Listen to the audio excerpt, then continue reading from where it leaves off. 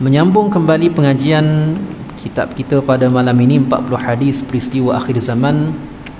Kita sambung pada hadis yang ke-9. Hadis yang ke-9, Islam kembali dagang. An Abi Hurairah radhiyallahu ta'ala anhu qala qala Rasulullah sallallahu alaihi wasallam bada'a al-islamu ghariba وسيعود كما بدأ غريبا فطوبى للغرباء رواه مسلم. Artinya daripada Abu Hurairah radhiyallahu taala anhu berkata, sabda Rasul sallallahu alaihi wasallam, Islam mula tersebar dalam keadaan asing dan ia akan kembali menjadi asing, maka beruntunglah orang-orang yang asing. Hadis riwayat Muslim. Pertamanya tuan-tuan, hadis ini diriwayatkan oleh seorang sahabat Nabi sallallahu alaihi wasallam. Perawinya ialah Abu Hurairah radhiyallahu taala anhu. Abu Hurairah merupakan seorang sahabat Nabi sallallahu alaihi wasallam yang sudah pun kita jelaskan terjemah ataupun biodatanya pada hadis yang lepas pun sama tuan-tuan, perawi yang sama, Abu Hurairah. Begitu juga dengan beberapa hadis yang akan datang.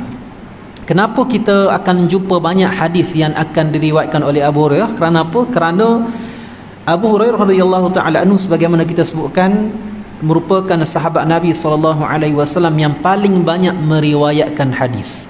Walaupun tempoh masanya dengan Nabi SAW begitu singkat, kurang lebih 3 tahun sahaja. Nabi SAW pada usianya 60 tahun, dia baru meluk Islam, baru masuk Islam. Kemudian Nabi diwafatkan Allah pada usia 63 tahun. Ketika itu dia masih hidup dan dia sempat mengambil ilmu bersama dengan Nabi 3 tahun, tuan-tuan. Walaupun tempoh yang begitu singkat, tetapi tidak menghalang dan bukan alasan baginya untuk dia meriwayatkan ilmu dan meriwayatkan hadis daripada baginda Rasulullah sallallahu alaihi wasallam, mengatasi daripada sahabat-sahabat Nabi yang lain. Abu Hurairah merupakan kurniah kepada nama sebenarnya Abdurrahman, kepada nama sebenarnya, dan memeluk Islam sekitar usia pada usianya kurang lebih, tuan-tuan, ketika sebahagian riwayat menyebutkan 30 tahun, sebahagian riwayat mengatakan 40 lebih. Wallahu ta'ala a'lam. Dia mengatakan daripada Nabi SAW, Nabi menyebutkan Islam mula tersebar dalam keadaan asing. Apakah yang dimaksudkan Nabi SAW Islam mula tersebar dalam keadaan asing? Sebahagian ulama berpendapat kerana apa yang dikatakan oleh Nabi ini sesuai dengan Allah Subhanahu wa taala mengutuskan Nabi untuk menyampaikan risalah Islam kepada sekalian manusia. Dibangkitkan, diutuskan Nabi sallallahu alaihi wasallam untuk ani'budullah wajtanibut taghut, menyuruh manusia kepada mengabdikan diri kepada Allah Subhanahu wa taala, wajtanibut taghut, dan menjauhkan manusia daripada taghut. Taghut dengan arti kata penyembahan selain daripada Allah. Apa juga perkara yang manusia besarkan selain daripada Allah, maka itulah taghut dalam kehidupan manusia. Sebahagian manusia memperbesarkan harta dalam kehidupannya, maka harta itu menjadi taghut dalam kehidupannya, menjadi Tuhan yang kedua selain daripada Allah. Kerana apa? Kerana mengutamakan Allah daripada kepentingan yang sepatutnya diutamakan, kepentingan yang lain. Begitu juga sebagaimana manusia ada yang menjadikan anak-anak dan juga kaum keluarganya sebagai taghut dalam kehidupannya, iaitu mengutamakan kepentingan mereka, mengutamakan mengasihi mereka lebih daripada kasihnya dia kepada Tuhan, kasihnya dia kepada Tuhan, kepada Allah Subhanahu wa taala, dan berbagai-bagai lagi taghut dalam kehidupan manusia. Pokoknya ialah itulah tugas Nabi sallallahu alaihi wasallam, dan disampaikan seruan Islam itu dalam keadaan Nabi seorang diri pada awalnya. Kemudianlah baru ramai bersama sahabat Nabi sallallahu alaihi wasallam mengikuti Nabi dan bersama dengan Nabi sallallahu alaihi wasallam. Pun begitu, Tuan-tuan, ketika mana Nabi SAW berdakwah di Mekah 13 tahun lamanya, sebagian riwayat menyebut walaupun kita katakan 13 tahun, tempoh yang cukup lama, masa yang begitu panjang, tetapi jumlah sahabat yang bersama dengan Nabi, manusia yang menyambut seruan Islam, tidak sampai 40 orang. Tuan-tuan, ketika berada di Mekah. Kemudian apabila Nabi diizinkan Allah untuk berhijrah ke Madinah, barulah ketika itu Islam mula mendapat tempat. Manusia mula melihat Islam itu sebagai agama yang benar. Sementara Nabi mendapat kuasa sebagai pemerintah, sebagai ketua kerajaan Islam di Madinah ketika itu. Dan akan berterusan, tuan-tuan, umat Islam akan semakin ramai, sehinggalah dalam hadis Nabi yang lain menyebutkan bahawa seluruh penduduk dunia ini pada akhir zaman akan meluk Islam, sehingga dikatakan dalam riwayat Nabi 2/3 daripada penduduk dunia ialah orang Islam. Tetapi Nabi menyebutkan juga walaupun ramainya bilangan umat Islam pada akhir zaman, seumpama buih-buih di lautan. Para sahabat mengatakan, awamin killati nahnu yawma idzin ya Rasulullah, adakah pada hari itu kami lemah, kami tidak mendapat kekuatan kerana bilangan sedikit ke kami wahai ketika itu wahai Rasulullah? Nabi SAW mengatakan, bal antum yawma idzin kathirun, bahkan bilangan kamu pada hari itu ramai sekali, ramai umat Islam. Maka kita melihat, tuan-tuan, seumpama apa yang berlaku di Palestin sebagai contoh, berapa ramai di kalangan manusia yang tertarik dengan Islam, yang masuk Islam, yang menerima hidayah Allah Subhanahu wa taala. Kerana apa?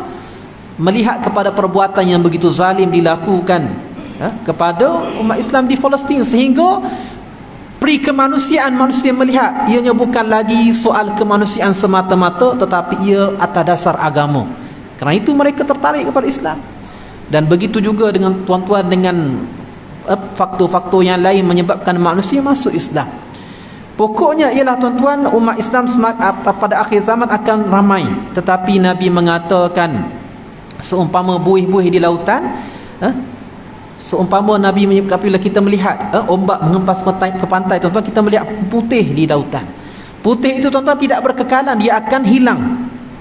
Sekejap saja, tuan-tuan, ada kelihatan muncul, tetapi dia akan hilang selepas itu. Apa maknanya, tuan-tuan? Umat Islam ramai, tetapi bilangan ramai itu tidak menambah kekuatan umat Islam. Kerana ramainya mereka pada bilangan semata-mata, tetapi tidak pada kualiti. Berapa ramai saja di kalangan yang ramai itu umat Islam yang begitu menghayati Islamnya, yang begitu menjiwai Islamnya, berpegang dengan agama Islam. Sehingga dalam hadis Nabi menyebutkan menggenggam, berpegang dengan Islam pada akhir zaman ibarat menggenggam bara api. Tuan, menggenggam bara api, kita tak usah menggenggam bara api, tuan-tuan, kita kena api lighter tu pun dah itu panas dah, tuan-tuan. Api yang kecil dia sahaja, apatah lagi kita nak genggam. Menunjukkan apa, tuan-tuan? Manusia apabila berada di pada akhir zaman, semakin ramai di kalangan mereka yang rosak akhlaknya, semakin ramai di kalangan mereka yang jauh daripada ketaatan kepada Allah Subhanahu wa taala. Dan begitu juga Nabi menyebutkan dalam hadis berikutnya, wasayaudu kama bada'a ghariba, dan Islam pada akhir zaman akan kembali menjadi asing. Adakah umat Islam yang begitu ramai itu akan keluar murtad daripada Islam? Tidak. Kerana pendapat ulama mengatakan bukanlah mereka keluar daripada Islam, tetapi ramainya mereka itu tidak membantu untuk menguatkan Islam. Ramainya mereka itu hanya pada bilangan semata-mata, tetapi tidak menambah pada dari sudut kekuatan umat Islam. Kerana kuat mereka pada Islam semata-mata, Islam pada nama semata-mata, tetapi tidak pada penghayatan. Dan Nabi mengatakan wasayaudu kama bada'a ghariba. Islam asalnya bermula daripada asing, Nabi seorang diri, kemudian pada akhirnya akan kembali menjadi asing, kembali menjadi apa, tuan-tuan? Tidak mendapat sambutan. Ramai orang tidak berminat dengan mengamalkan ajaran Islam. Walaupun kita tahu dia orang Islam, si fulan orang Islam, tetapi dari sudut penghayatan kehidupannya tidak melihat seolah-olah dia beramal dengan agama Islam. Fatuba lil ghuraba, dan beruntunglah ketika itu orang-orang yang asing. Kita lihat, tuan-tuan, keterangan hadis Islam mulai tersebar di Mekah dengan keadaan yang sangat asing dan dagang. Sangat sedikit penganut dan pendukungnya kalau dibandingkan dengan penentangnya. Kemudian setelah itu Islam tersebar ke seluruh pelosok dunia sehingga dianuti oleh 2/3 penduduk dunia.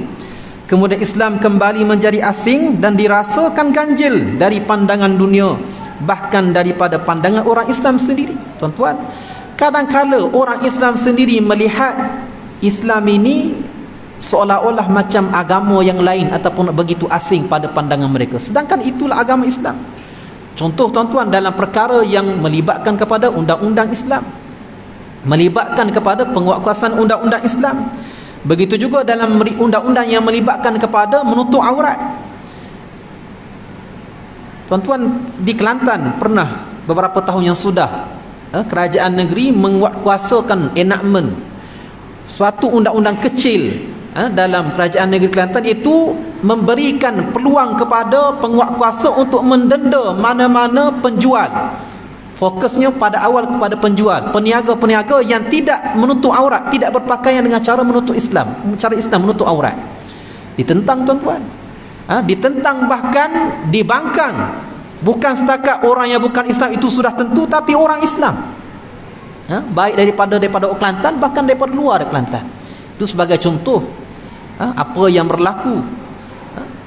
Begitu juga tuan-tuan dalam perkara-perkara yang berkaitan dengan seumpama contohnya sebahagian daripada orang Islam merasa ganjil dan pelik apabila melihat orang Islam yang beriltizam berpegang dengan Islamnya dan cuba mengamalkan tuntutan Islam yang sebenar. Seorang yang beriltizam dengan Islam dipandang sepi oleh masyarakat dan terlalu susah untuk diterima sebagai individu yang benar.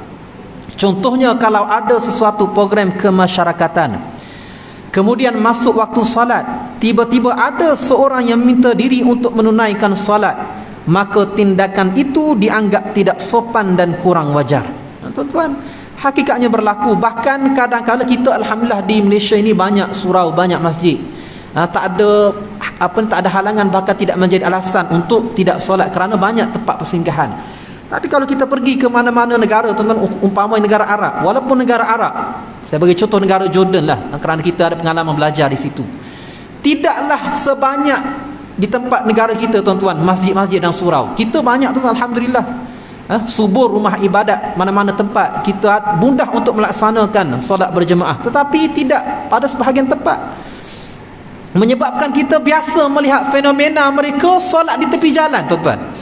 Dalam keadaan jalan yang besar, highway, umpama kita kata highway Shah Alam, lalu Burai Shah Alam tu, orang berhenti tepi jalan solat di tepi kereta. Walaupun kita ada sudut bahaya lah, tapi menunjukkan apa, tuan-tuan? Dari sudut keselamatan itu kita abaikan dulu. Dari sudut kepatuhan mereka kepada Tuhan, mereka tak malu, tuan-tuan. Tak malu untuk solat, tak malu untuk mencari ruang untuk solat walaupun di tepi jalan. Kita belum sampai ke tahap itu kerana kita banyak tempat-tempat persinggahan, petrol station dan seumpamanya.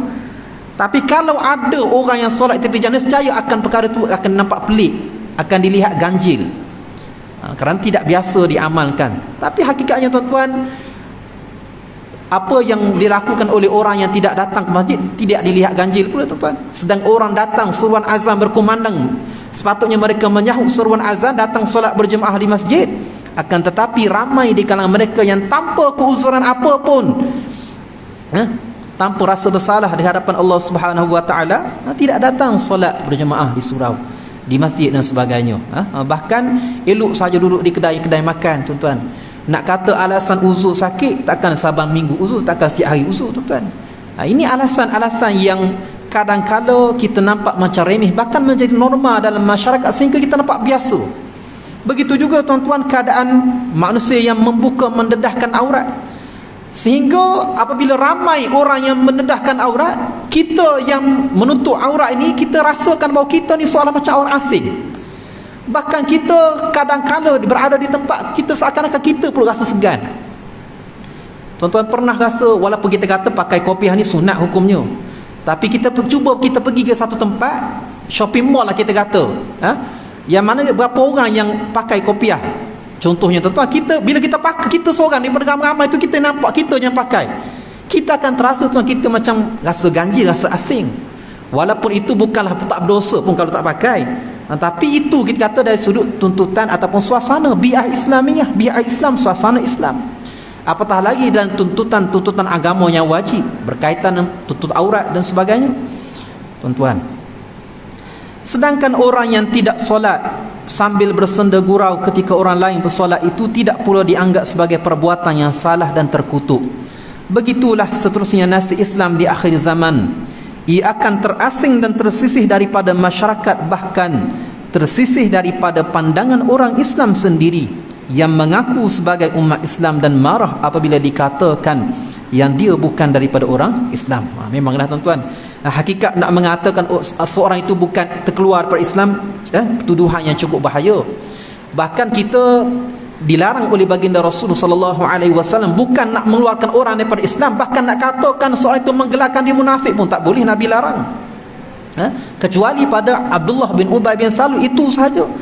Tetapi ramai lagi sebenarnya di kalangan manusia yang ada pada zaman Nabi sallallahu alaihi wasallam yang terdiri pada orang munafik, yang mana hanya saja yang mengetahui Nabi dan juga sahabat Nabi Huzaifah ibn al-Yaman, sahibu sirri Rasulullah sallallahu alaihi wasallam, penyimpan rahsia Nabi. Nabi berkhabarkan kepada dia nama-nama orang munafik. Itu pun kalau ada terdapat tanda-tanda sebagaimana yang Nabi sebutkan dalam hadis yang masyhur, ayatul munafiki thalatha, tanda orang munafik tu ada 3 kata Nabi. Idza haddatha kadzaba, apabila dia bercakap dia berbohong.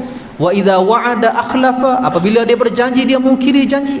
Wa idza tumina khanan, apabila dia diberi amanah dia khianati amanah tersebut. Kalaupun ketiga-tiga tanda ini ada pada seorang, tuan-tuan, Nabi sallallahu alaihi wasallam tetap melarang para sahabat jangan menggelarkan dia munafik, jangan. Kerana apa, tuan? Kerana hikmahnya akan memecah belahkan umat Islam. Kecuali pada orang yang Allah Subhanahu wa taala isytiharkan dan juga Nabi sallallahu alaihi wasallam sebutkan, sebagaimana Abdullah bin Ubay bin Salul. Adapun orang-orang lain Nabi tidak menyebutkan secara jelas orang-orang tertentu merupakan seorang orang yang munafik, kecuali Nabi berwaspada. Nabi berwaspada, hazar kepada mereka. Baik. Itulah tuan-tuan, apabila dikatakan hidup pada akhir zaman ini, mana kita berpegang dengan Islam, berpegang dengan apa yang ditinggalkan oleh baginda Rasul sallallahu alaihi wasallam, kitab Allah wa sunnati, Al-Quran dan juga sunnah Nabi sallallahu alaihi wasallam. Dan jangan biarlah kita menjadi orang yang beruntung, sebagaimana hadis Nabi menyebutkan, walaupun kita berada di tengah-tengah masyarakat yang rosak akhlaknya, buruk perilakunya, tuan-tuan.